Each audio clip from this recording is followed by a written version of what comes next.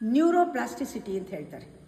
ಅಂದರೆ ಬ್ರೈನ್ಗೆ ಚೇಂಜ್ ಆಗ್ತಾ ಇರುತ್ತೆ. ಚೇಂಜ್ ಮಾಡ್ಬೋದು, ನಾವು ಟೈಮ್ ಟು ಟೈಮ್ ಬದಲಾಯಿಸ್ಬೋದು. ಅದು ಒಂಥರ ಗಟ್ಟಿ ಒಂದು ರಿಜಿಡ್ ಆಗಿರೋ ಆರ್ಗನ್ ಅಲ್ಲ ಅದು. ಯಾವುದಕ್ಕಂದ್ರೆ ಅದಕ್ಕೆ ಅಡಾಪ್ಟ್ ಮಾಡ್ಕೊಳ್ಳುತ್ತೆ, ಬಹಳ ಫ್ಲೆಕ್ಸಿಬಲ್. ಅದಕ್ಕೆ ಹೇಳ್ತಾರೆ ಮ್ಯಾಲಿಯಬಲ್ ಅಂತಾರೆ. ಆ ಬ್ರೈನು ರೀಆರ್ಗನೈಸ್ ಮಾಡ್ಬೋದು, ಅದನ್ನು ರೀಸೆಟ್ ಮಾಡ್ಬೋದು. ಇದೆಲ್ಲ ನಮಗೆ ಎಷ್ಟೊಂದು ಕ್ವಾಲಿಟಿ ಇದೆ, ಅದೆಲ್ಲ ಮನುಷ್ಯರ ಕೈಲಿ ಸಾಧ್ಯ. ಕೆಮಿಸ್ಟ್ರಿನೇ ಚೇಂಜ್ ಮಾಡಿಬಿಡ್ಬೋದು, ಹೊಸ ನ್ಯೂರಾನ್ಸ್ನ ಜನರೇಟ್ ಮಾಡ್ಬೋದು. ಇದು ಜೀವನ ಪರ್ಯಂತ ಮಾಡ್ಬೋದು.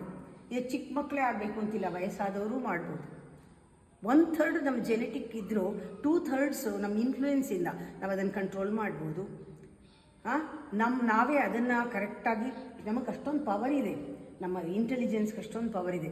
ನಮ್ಮ ಎಕ್ಸ್ಪೀರಿಯನ್ಸಿಂದ ನಾವು ಕಲಿಯೋದ್ರಿಂದ, ಅಂದರೆ ಲರ್ನಿಂಗಿಂದ, ಆಮೇಲೆ ನಾವು ಇಂಟೆಲಿಜೆಂಟಾಗಿ ಥಿಂಕ್ ಮಾಡೋದ್ರಿಂದ, ಇದರಿಂದ ಇನ್ಫ್ಲೂಯೆನ್ಸ್ ಮಾಡಿ ನಮ್ಮ ಬ್ರೈನ್ನ ಚೇಂಜ್ ಮಾಡೋಕ್ಕಾಗೋದ್ರಿಂದ ಚೆನ್ನಾಗಿ ಜ್ಞಾಪಕ ಇಟ್ಕೊಳ್ಳಿ, ನಿಮ್ಮ ಜೀವನ ನಿಜವಾಗ್ಲೂ ನಿಮ್ಮ ಕೈನಲ್ಲಿದೆ.